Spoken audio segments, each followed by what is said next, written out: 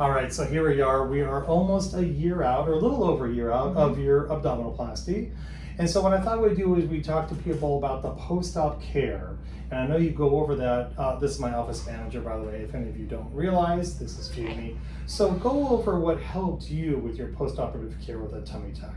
Well, it started in the operating room itself, Right. because you use expero. So explain that. So we do inject post-operative pain into the lower abdomen called expero. And how is that? Did you think It helped.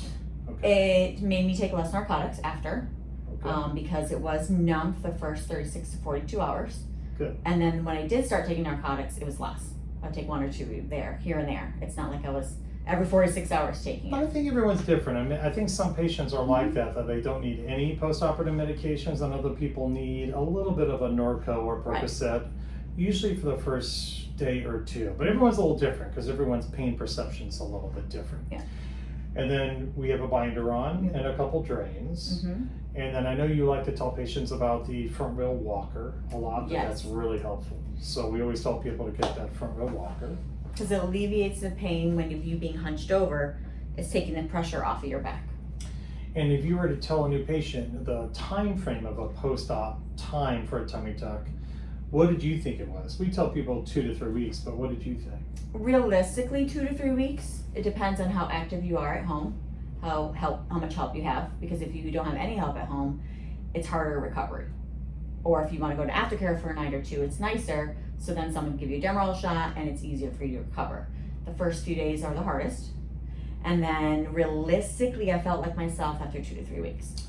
When can you drive after an abdominoplasty? Couple of things. Not on narcotics, and I would say about 10 days, because you get the drains out after a week, and then I felt comfortable about 10 days after, because I wasn't taking narcotics, and Good. I felt good.